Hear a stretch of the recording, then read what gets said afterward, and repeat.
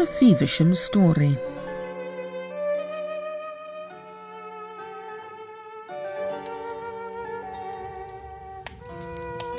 I have made a point all my life, said the doctor, of believing nothing of the kind. Much ghost talk by firelight had been going on in the library at Fordwick Chase when Dr Feversham made this remark.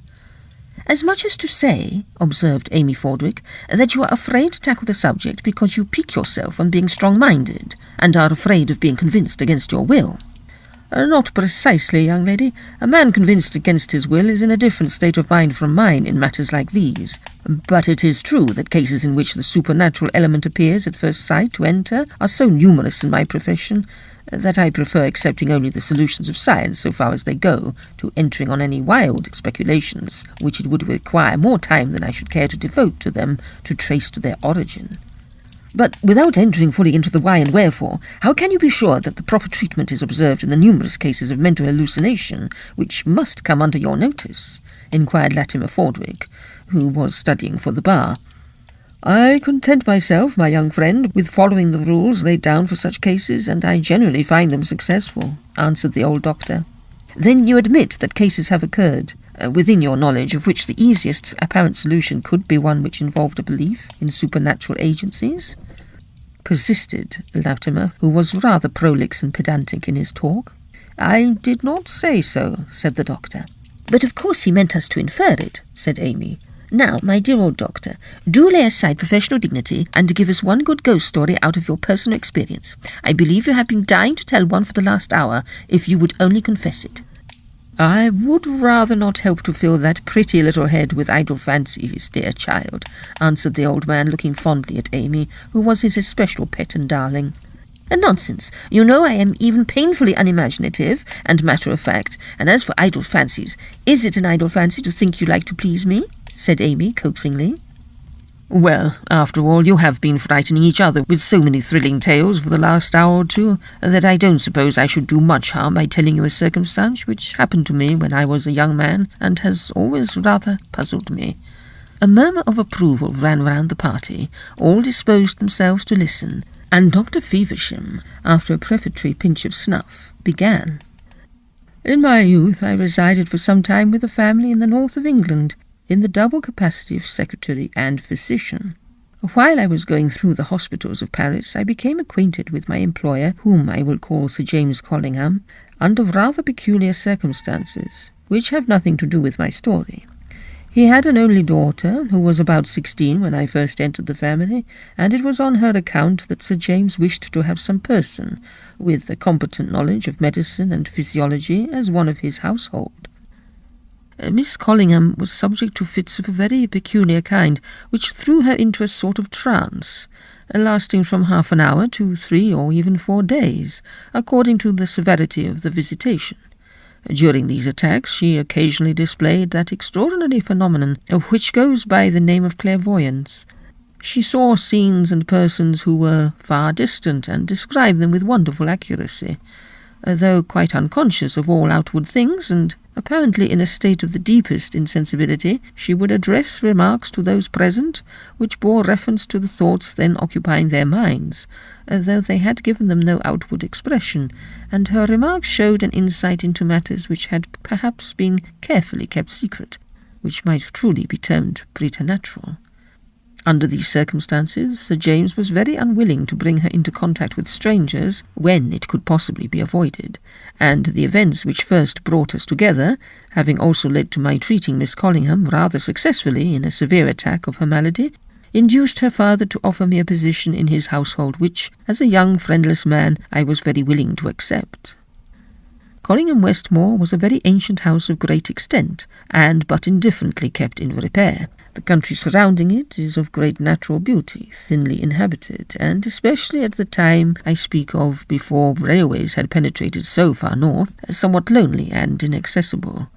A group of small houses clustered round the village church of Westmorton, distant about 3 miles from the mansion of the Collingham family, and a solitary posting-house on what was then the Great North Road could be reached by a horseman in about an hour, though the only practicable road for carriages was at least 15 miles from the highway to Collingham Westmore. Wild and lovely in the eyes of an admirer of nature were the hills and cloughs, among which I pursued my botanical studies for many a long, silent summer day.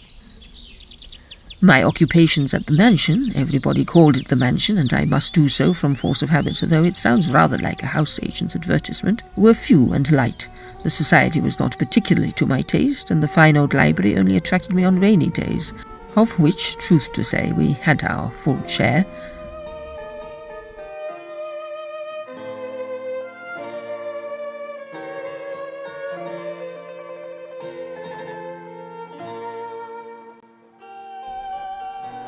The Collingham family circle comprised a maiden aunt of Sir James, Miss Patricia, a stern and awful specimen of the female sex and in its fossil state; her ward, Miss Henderson, who, having long passed her pupillage, remained at Collingham Westmore in the capacity of gouvernante and companion to the young heiress; the heiress aforesaid, and myself. A priest — did I say that the Collinghams still professed the old religion, came on Sundays and holy days to celebrate Mass in the gloomy old chapel? But neighbours there were none, and only about half a dozen times during the 4 years I was an inmate of the mansion were strangers introduced into the family party. "How dreadfully dull it must have been!" exclaimed Amy sympathetically. "It was dull," answered the doctor. "Even with my naturally cheerful disposition and the course of study with which I methodically filled up all my leisure hours, except those devoted to out-of-door exercise, the gloom of the old mansion weighed upon me till I sometimes felt that I must give up my situation at all risks and return to the world, though it were to struggle with poverty and friendlessness. There was no lack of dismal legends and superstitions connected with the mansion, and every trifling circumstance that occurred was twisted into an omen or presage, whether of good or evil, by the highly wrought fancy of Miss Patricia. These absurdities, together with the past grandeur of their house and the former glories of their religion, formed the staple subjects of conversation when the family was assembled, and as I became more intimately acquainted with the state of my patient, I felt convinced that the atmosphere of gloomy superstition in which she had been reared had fostered, even if it had not altogether been the cause of, her morbid mental and bodily condition. Among the many legends connected with the mansion, one seemed to have a peculiar fascination for Miss Collingham, perhaps because it was the most ghastly and repulsive. One wing of the house was held to be haunted by the spirit of an ancestress of the family, who appeared in the shape of a tall woman, with one hand folded in her white robe and the other pointing upward. It was said that in a room at the end of the haunted wing, this lady had been foully murdered by her jealous husband. The window of the apartment overhung the wild wooded side of one of the cloughs, common in the country, and tradition averred that the victim was thrown from this window by her murderer. As she caught hold of the sill in a last frantic struggle for life, he severed her hand at the wrist, and the mutilated body fell, with one fearful shriek, into the depth below. Since then, a white shadowy form has forever been sitting at the fatal window, or wandering along the deserted passages of the haunted wing, with the bleeding stump folded in her robe, and in moments of danger or approaching death to any member of the Collingham family, the same long wild shriek rises slowly from the wooded cliff and peals through the mansion, while to different individuals of the house a pale hand has now and then been visible, laid on themselves or some other of the family, a never-failing omen of danger or death. I need not tell you how false and foolish all this dreary superstition appeared to me, and I exerted all my powers of persuasion to induce Miss Patricia to dwell less on these and similar themes in the presence of Miss Collingham. But there seemed to be something in the very air of the gloomy old mansion which fostered such delusions. For when I spoke to Father O'Connor the priest and urged on him the pernicious effect which was thus produced on my patient's mind, I found him as fully imbued with the spirit of credulity as the most hysterical housemaid of them all. He solemnly declared to me that he had himself repeatedly seen the pale lady sitting at the fatal window when on his way to and from his home beyond the hills, and moreover that on the death of Lady Collingham, which occurred at her daughter's birth, he had heard the long shrill death scream echo through the mansion while engaged in the last offices of the church by the bedside of the dying lady. So I found it impossible to fight single-handed against these adverse influences, and could only endeavour to divert the mind of my patient into more healthy channels of thought. In this I succeeded perfectly. She became an enthusiastic botanist, and our rambles in search of the rare and lovely specimens, which were to be found among the woods and moors surrounding her dwelling, did more for her health, both of body and mind, than all the medical skill I could bring to bear on her melancholy case.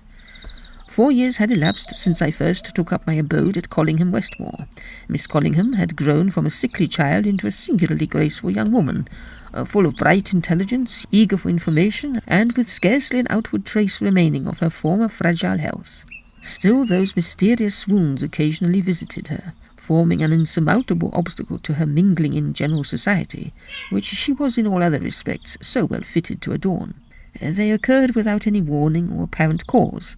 One moment she would be engaged in animated conversation, and the next, white and rigid as a statue, she would fall back in her chair insensible to all outward objects, but wrapped and carried away into a world of her own, whose visions she would sometimes describe in glowing language, although she retained no recollection whatever of them when she returned, as suddenly and at as uncertain a period, to her normal condition.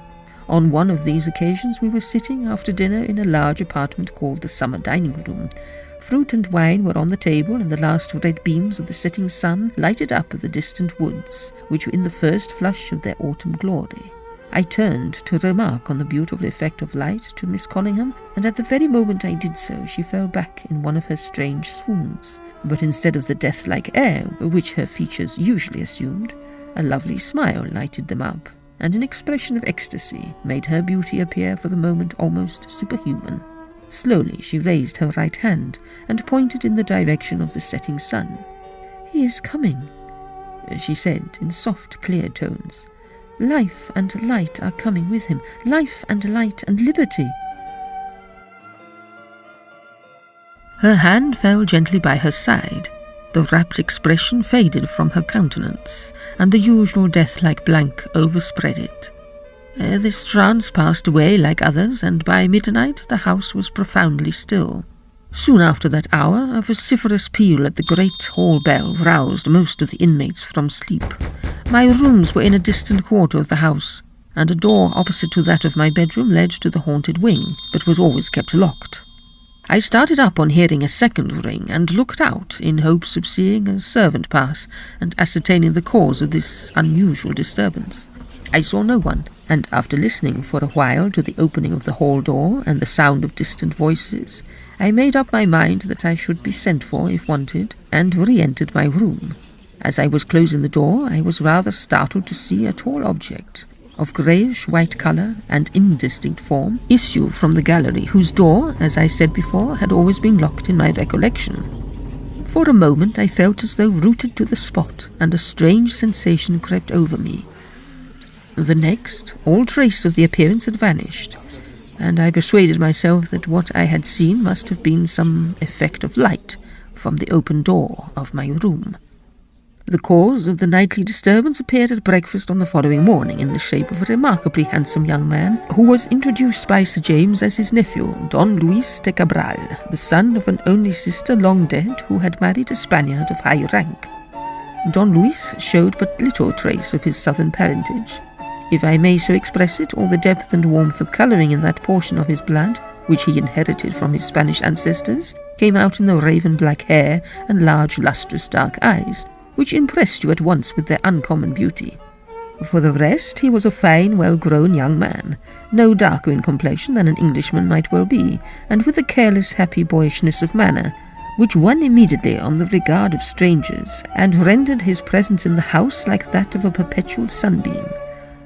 We all wondered, after a little while, what we had done before Louis came among us. He was as a son to Sir James. Miss Patricia softened to this new and pleasing interest in her colourless existence, as I could not have believed it was in her fossilized nature to do. Miss Henderson became animated, almost young, under the reviving influence of the youth and joyousness of our new inmate, and I own that I speedily attached myself with a warm and affectionate regard to the happy, unselfish nature that seemed to brighten all who came near it. But the most remarkable effect of the presence of Don Luis de Cabral among us was visible in Miss Collingham. A love at first sight, often considered as a mere phrase, was, in the case of these two young creatures, an unmistakable reality. From the moment of their first meeting, the cousins were mutually drawn toward each other, and seeing the bright and wonderful change wrought by the presence of Don Luis in Blanche Collingham, I could not but remember, with the interest that attaches to a curious psychological phenomenon, the words she uttered in her trance on the eve of his arrival. Life, light, and liberty, indeed, appeared given to all that was best and brightest in her nature. Her health improved visibly, and her beauty, always touching, became radiant in its full development. My duties toward her were now merely nominal, and when, about 2 months later, Sir James announced to me her approaching marriage and confessed that it was with this object he had invited Don Luis to come and make the acquaintance of his English relations, the strong opinions I entertained against the marriage of first cousins, and also on the especial inadvisability of any project of marriage in the case of Miss Collingham, could not prevent my hearty rejoicing in the fair prospect of happiness in which two persons who deeply interested me were indulging. Winter set in early and severely that year among our northern hills, and with a view to Blanche's removal from its withering influence, which I always considered prejudicial to her, the preparations for the marriage were hurried on, and the ceremony was fixed to take place about the middle of December. The travelling carriage, which was to convey the young couple on their way southward, was to arrive at the nearest railway station, then more than 30 miles distant, a week before the marriage. And as some important portions of the trousseau, together with a valuable package of jewels intended by Don Luis as presents for his bride, were expected at the same time, the young man announced his intention of riding across the hills in order to superintend the conveyance of the carriage and its contents along the rough mountain roads that it must traverse. We were all sitting around the great fireplace in the winter parlour on the evening before his departure. Miss Collingham had been languid and depressed throughout the day, and often adverted to the long wintry ride he was to undertake in a strain of apprehension, at which Don Luis laughed gaily. To divert her mind, he recounted various adventures which had befallen him in foreign lands, with a vigorous simplicity of description which enchained her attention and interested us all. Suddenly, so sitting, Miss Collingham leaned forward, and in a changed, eager voice exclaimed, "Luis, take away your hand from your throat." We looked. Luis's hands were lying one over the other on his knee, in a careless attitude that was habitual to him. "Take it away, I say, oh, take it away." Miss Collingham started to her feet as she uttered these words, almost in a shriek, and then fell back rigid and senseless, her outstretched hand still pointing to her betrothed. The fit was a severe one, but by morning it had yielded to remedies, and Luis set off early on his ride to make the most of the short daylight, and intending to return with the carriage on the morrow. All that day Miss Collingham remained in a half-conscious state. It was a dreary day of gloom, with a piercing north wind, and toward evening the snow began to fall in those close, compact flakes which forebode a heavy storm. We were glad to think that Luis must have reached his destination before it began, but when the next morning dawned on a wide expanse of snow, and the air was still thick with fast-falling flakes, it was feared that the state of the roads would preclude all hope of the arrival of the carriage on that day. My patient took no heed of the untoward state of the weather. She was still in a drowsy condition, very unlike that which usually succeeded her attacks, and Miss Henderson, who had watched by her through the night, told me she spoke more than once in a strange, excited manner, as though carrying on a conversation with someone whom she appeared to see by her bedside. As the good lady, however, could give but a very imperfect and incoherent account of what had passed, I was left in some doubt as to whether Miss Collingham had seen more, or Miss Henderson less, than there really was to be seen, as I had before had reason to believe that she was not a very vigilant nurse. So the hours went on, and night closed in. Sir James began to feel some uneasiness at the non-appearance not only of Don Luis, but also of the priest who was to have arrived at Collingham Westmore on that day. On questioning some of the servants who had been out of the house, the absence of Father O'Connor at least was satisfactorily accounted for. They all declared that it would be quite impossible for those best acquainted with the hills to find their way across them in the blinding drifts which had never ceased throughout the day. We concluded that Father O'Connor and Don Luis were alike storm-stayed and had no remedy but patience. Later in the evening, it must have been near midnight, I was in Miss Collingham's dressing room with Miss Patricia, who intended to watch by her through the night. We were talking by the fire of the snowstorm which still continued, and of the hindrance it might prove to the marriage, the day fixed for which was now less than a week distant, when we heard a voice in the adjoining room, where we imagined the object of our care to be sleeping. We went in. Miss Collingham was sitting up in bed, her eyes wide open, in one of her rigid fits. She was speaking rapidly in a low tone, unlike her usual voice. "You cannot get through all that snow," she said. "Get help. There are men not far off with spades. Oh, be careful. You are off the road. Stop, stop. That is the way to Armstrong's Slough. Does not the postboy know the road? He is bewildered. I tell you, it is madness to go on. See, one of the horses has fallen. He kicks. He will hit you. Oh, how dark it is. And the snow covers your lantern, and you cannot see the edge. Now the horse is up again, but he cannot go on. Do not beat him, Louis. It is not his fault, poor beast. The snow is too thick, and you are on rough ground. Now he rears. He backs. The other one backs also. The wheel of the carriage is over the edge. Ah!" The scream with which these wild, hurried words ended seemed to be taken up and echoed from a distance. Miss Patricia stared at me with a ghastly white face of horror, and I felt my blood curdle as that long, shrill, unearthly shriek pealed through the silent passages. It grew louder and nearer, and seemed to sweep through the room, dying away in the opposite direction. Miss Patricia fell forward without a word, in a dead faint. I looked at Miss Collingham. She had not moved nor shown any sign of hearing or heeding that awful sound. In a few seconds the room was filled with terrified women, roused from their sleep by the weird cry which rang through the house. Miss Patricia was conveyed by some of them to her own room, where, after much difficulty, we restored her to consciousness. Her first act was to grasp me by the arm. "Mr. Feversham, for the love of the Holy Virgin, do not leave me. I have seen that which I cannot look upon and live." I soothed her as best I might, and at last persuaded her to allow me to leave her with her own maid, in order to visit my other patient, promising to return shortly. I found no change whatever in Miss Collingham. Sir James was in the room trying to establish some degree of calmness and order among the terrified women. We succeeded in persuading most of them to take a restorative and return to bed, and leaving two of the most self-possessed to watch beside Miss Collingham, who was still completely insensible, we went together to Miss Patricia's room. "Brother, I have seen her!" she exclaimed on Sir James's entrance. "Seen who, my dear Patricia?" "The pale lady, the spectre of our house," she replied, shuddering from head to foot. "She passed through the room, her hand upraised, and the blood spots on her garment. Oh, James, my time is come, and Father O'Connor is not here." Sir James did not attempt to combat his sister's superstitious terrors, but appeared, on the contrary, almost as deeply impressed as herself, and questioned her closely about the apparition. Her answers led to some mention of the strange vision which Miss Collingham was describing in her trance, just before the scream was heard. At Sir James's request, I put down in writing, as nearly as I could remember, all she had said, and so great was the impression it made on my mind that I believe I recalled her very words.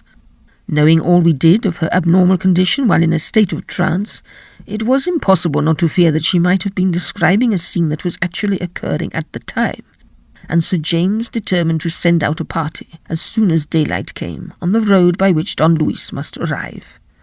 The morning dawned brightly, with a keen frost, and several men were sent off along the road with the first rays of light. Some hours afterward, Father O'Connor arrived, having made his way with considerable difficulty across the hill. Miss Patricia claimed his first attention, for my unhappy charge remained senseless and motionless as ever. After a long conference, he came to me with grave looks. "She is at the window this day," he said, shaking his head sorrowfully, when I had told him my share of the last night's singular experiences. "The pale lady is there. I saw her as I came by the bridge, as plainly as now I see you. We shall have evil tidings of that poor lad before nightfall, or I am strangely mistaken." Evil tidings indeed they were that reached us on the return of some of the exploring party. They were first attracted from following as nearly as they could the line of road, blocked as it was with drifts of snow, by hearing the howling of a dog at some little distance, in the direction of the precipitous ravine which went by the name of Armstrong's Clough. Following the sound, they came upon traces of wheels in the hillside, where no carriage could have gone had it not been for the deep snow, which concealed and smoothed away the inequalities of the ground.